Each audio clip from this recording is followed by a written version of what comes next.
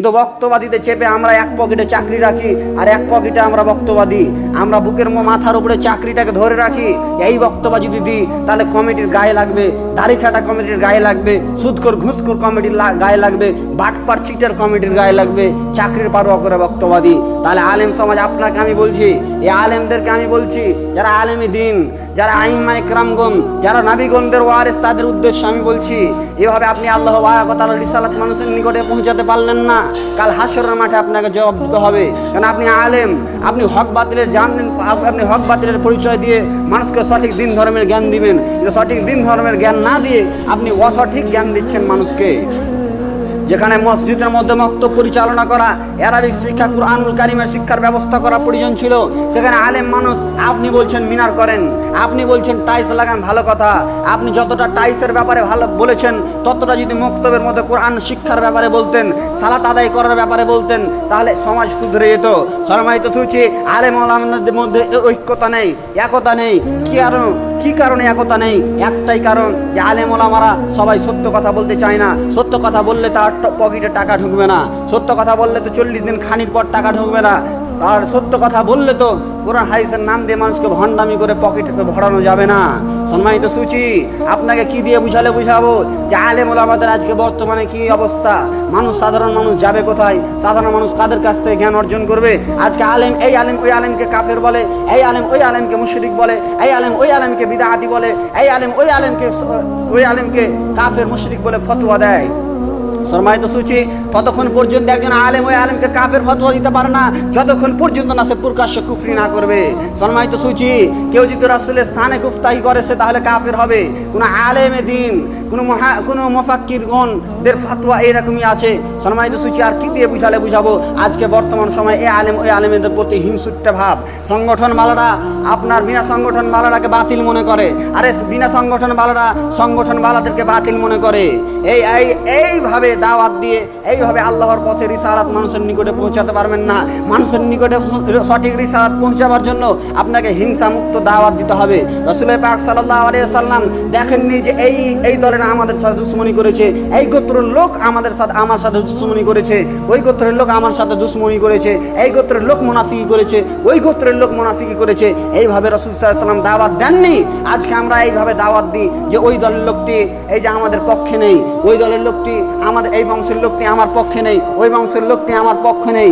এইভাবে আমরা দাওয়াত দিই জাঁচ মাছ করে করে, যার মাথার উপরে তেল আছে তার মাথার উপরে দাওয়াত দিই। সম্মানিত সুচি, আমাদের দাওয়াতের আরেকটা বড় খামতি হচ্ছে কি, যে আমরা দল বুঝে নিয়েছি, এই দলের মধ্যে নেই মানে ওর কাছে দাওয়াত দেওয়া যাবে না, আরে ওই তো বেদাতি ওর কাছে দাওয়াত দেওয়া যাবে না, আরে ওই তো ঘুষখোর সুদখোর ওর কাছে দাওয়াত দেওয়া যাবে না, আরে যারা সালাত আদায় করছে ঘুরিয়ে ঘুরিয়ে এদের উপরে আমরা দাওয়াত দিই।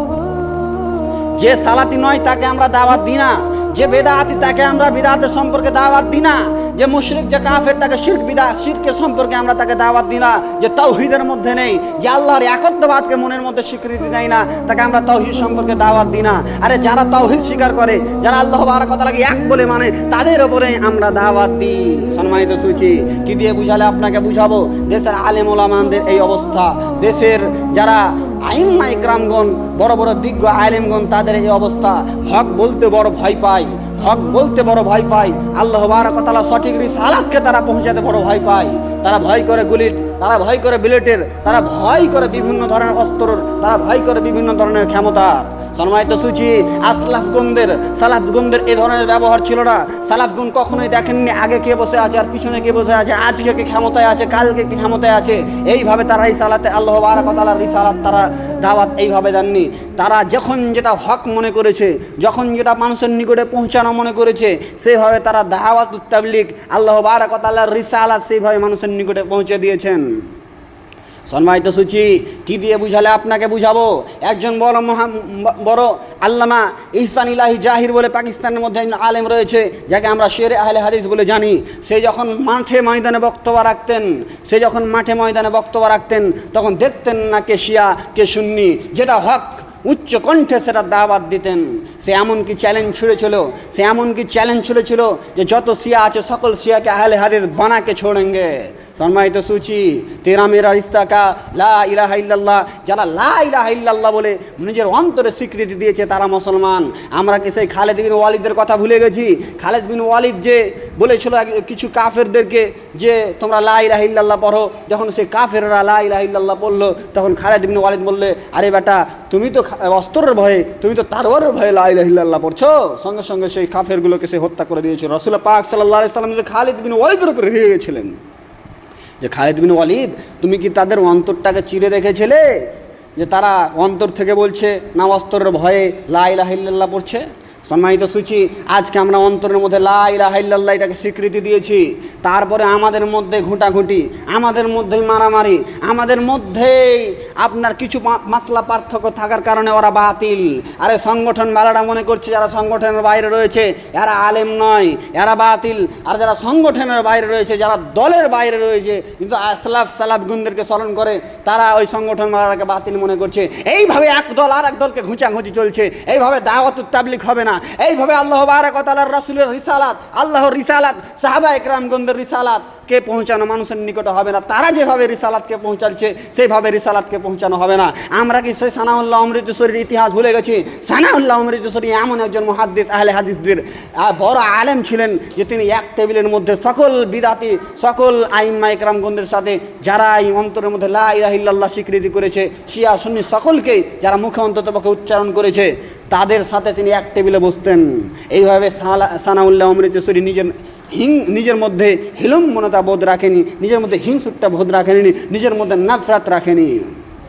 সময় তো সূচি সালাফগণদের এইরকম ব্যবহার, এই ধরনের সালাফগণরা রিসালাত পৌঁছাতেন। আজকে আমরা কি সেই ধরনের রিসালাত পৌঁছাতে পেরেছি? আজকে আমাদের রিসালাতের মধ্যে খামতি রয়েছে, আমাদের রিসালাতের মধ্যে ত্রুটি রয়েছে।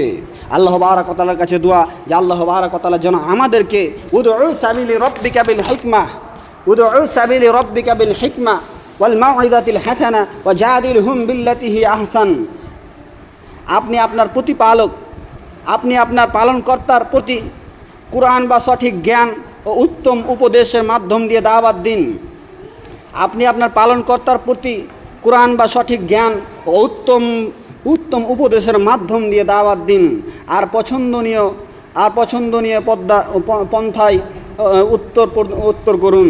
সম্মানিত সূচি, আল্লাহ বারাক ওয়া তাআলা এই আয়াতের দ্বারাতে বুঝাতে চাইলেন আমরা মানুষের নিকটে দাওয়াত দিব। এই আয়াতের দ্বারাতে আল্লাহ রাসূল সাল্লাল্লাহু আলাইহি সাল্লামকে পবিত্র কুরআন ও সুন্দর কথার মাধ্যম দিয়ে আল্লাহর পথে দাওয়াত দেওয়ার জন্য নির্দেশ দিয়েছেন।